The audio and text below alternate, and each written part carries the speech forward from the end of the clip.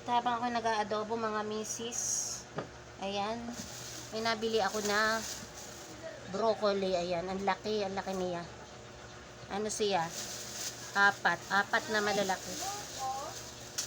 200, ay dalaw, 200 apat na, 100 ang isa. Ayan, lalaki. Natuwa nga ako kaya bumili ako. Bumili ako ng broccoli, aking ilalagyan ng baboy. Gigisa ko lang, i-adobo ko sa aking lalagyan ng oyster sauce at saka baboy. At meron na akong pang-ulam yung aking mga anak. Hindi ko alam kung, dahil hindi pa nga ako nakapapagulay ng ganito, hindi ako nakakapaggulay ng ganito, guys. Pangkaraniwang gulay ko ay kengkong. Ayan, hindi ko alam kung ito ilalagay. Ito. Pero siguro ito na lang. Ito na lang yung nakikita ko. Nanood muna ako kung anong ginagawa. Ayan guys. Ito hindi ko na ilalagay. Ito na lang. Ayan, at nag-aapaw na nga yung aking adobo. Para lumambot baga. Pag iginisa mo siya, yung baboy, ng hilaw, ay tapos luto na yung gulay, malambot pa rin yung babo, matigas pa rin. Kaya ang ginagawa ko, akin munang inuunang lutuin, aking inaadobo na. At ito nga mga meses, ayan na nga mga meses, yung aking broccoli. Ano ba tamang pronounce? Broccoli o broccoli? Anong tawag dito, Jade? Broccoli? Broccoli. Ayan, bahala na kayo kung anong tawag diyan. Ayan. At ako nga ay magluluto na. Siyempre gusto kong masustansya ang kakainin ng batang pinakamamahal ni mama. Ayan. At akin nga lang hihimayan mga meses. Hindi ko na alam kung akin na lang sigurong himayin. Hihiwain ko lang yung pinakaulo niya. Jade, huwag kang maglikot, maingay sa baba. Yan, hiniwa ko yung pinakaulo niya at siguro himahimayin ko na lang ganito. Kami nga ay nasa second floor. Tingnan mo, para na naman ako sinabunutan. Mga meses, nasa second floor nga kami at yung aming floor ay kahoy. At tong si Jade ang likot-likot kaya maingay sa baba, nakakahiya. Kapit ng likot. At akin nga ganito na lang meses, aking pinutol-putol na ganyan. Ito ay masarap ito pag na order kami sa ay ganito yung beef broccoli. Kaya lang, hindi nga ako marunong magluto. Nag-search na ako sa Facebook. Hindi ako marunong magluto. Nagpapaturo ako sa aking anak. Ay busy. Gumagawa siya ng sa TESDA. May project daw siya doon.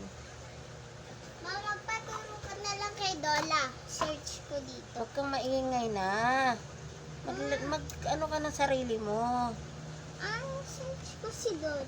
Ayan nga mga meses, siguro ay hindi ko na siya ilalaga.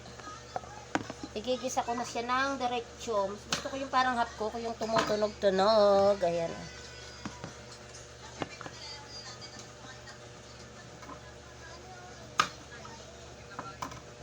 Madami pa Ayan. Hihiwain. Yun.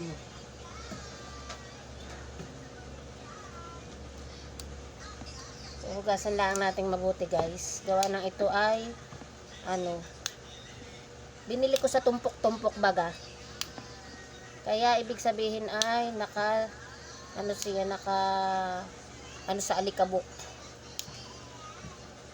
Siya sa alikabok, kaya aking huhugasan na lang ng mabuti. Ayan. Masarap ito guys at masustansya. Masarap din yung yung puti nito. Anong tawag na nga doon sa puti na yun? Cauliflower. Gusto ko din yung gulay na yun. Yung mga hapkok lang ang luto. At iyan nga mga meses, habang hinihintay ko yung aking inaadobo, ay akin lang itong hihimayin ng pagganto-ganto ha. Ayan. Tapos hindi ko na yung ibang nakikita ko inilalaga pa ito. Ay hindi ko siya ilalaga, akin talaga igigisa. Aking hindi direct ko dong lulutuin para medyo hapkok ng kaunti. May tumutunog-tunog. Hindi ko na siya putol-putol. Ito mga meses, ang masarap talagang gulay. At masustansya bagay sa mga nagda-diet diyan. Ayan. Kain pa natin ito. Hindi ko alam kung kakain yung aking pangalawa nito. Sana'y kumain. At ang halo na may babsing. Babsing. Suot-suot ko pa yung damit niya. Mahuhuli niya akong suot-suot yung damit. Nanghiram ako ng damit pero hindi niya alam. Galing yun sa trabaho, baka maabutan niya. Ayan. At ako nga ay natuwa. Sobrang mura niya.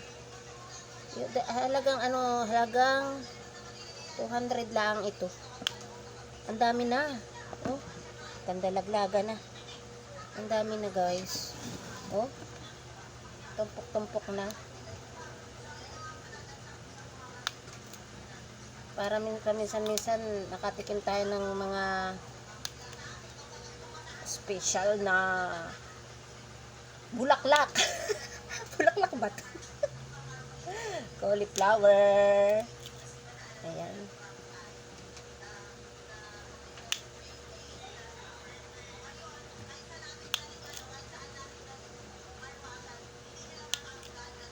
Akin lang papalambutin yung aking halo.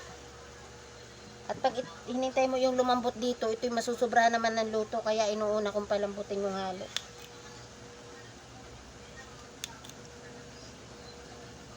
Ayan guys.